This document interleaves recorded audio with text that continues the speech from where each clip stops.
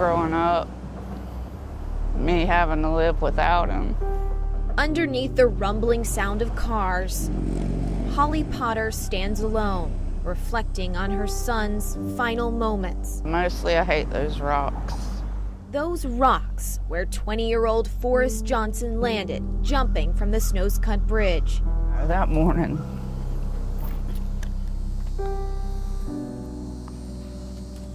it was the worst day of my life. It was her son's last day alive. He was just always a happy kid. Forrest was an Eagle Scout, graduated from Ashley High School, and was studying mechanical engineering at Cape Fear Community College. But that morning, it all ended. Forrest intentionally crashed into the trees at Snowscut Park. His SUV, unrecognizable, engulfed in flames, but somehow he survived. Climbing the concrete ramp onto the bridge as firefighters rushed to the scene, Forrest yelled out. He said, "Hey, y'all, watch this." Almost like it was a cry for help. Death eluded him a second time. Forrest didn't die in the fall. At the hospital, you know, he was on the life support, and we had to make the decision of what to do. And I started crying and held his hand. Sometimes I just really wanted to scream. A frightening day for Lily, who was just 8 when her brother died. Why did he commit suicide? Why? And sometimes I get really mad. It stings to write. To help cope, counselors encouraged her to write out her thoughts and fears. I feel afraid that when he wouldn't love me after he passed away. Anger, a sense of loss. They will feel like, you know, they could have done something, and how could they have not seen this coming? Antonio Roper is a licensed clinician in Wilmington.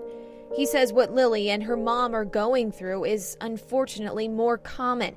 Suicides, he says, are on the rise. Tremendous increase in terms of suicides in our county. Stats from the state about suicide are eye-opening. In the beginning of the decade, there were 22 in New Hanover County. 4 years later, that number nearly doubled to 40, a number that's higher than both the state average and similar-sized counties. A lot of our young people are taking their lives because of being bullied, feeling inadequate.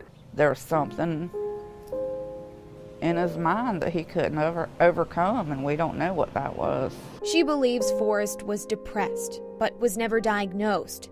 She says most people ask if Forrest was under the influence of drugs. He wasn't on anything. He didn't drink, he didn't do drugs, he didn't overdose. After the fact, there's a lot of signs, but at the time you just think it's a normal kid growing up. Forrest's mom says he was bullied growing up, mainly for his size. Always proud of how tall he was. At 6'3", nearly 200 pounds, he towered over almost everyone. But she says along with his big size came a big heart. He loved helping people a lot. And we were witness to that. We interviewed him 2 years ago when he ran to a neighbor's burning house to help. It was pretty great to make sure everybody in the neighborhood is looking out for each other. For his sister and mother, their hearts will never be completely whole. And I always put my angel right there, right beside my picture of my brother. All around her, life goes on. But hers stands still. They have no idea why I'm here or what I'm doing or what I'm thinking. It makes me jealous sometimes that I don't have my baby. Just be kind. Be kind.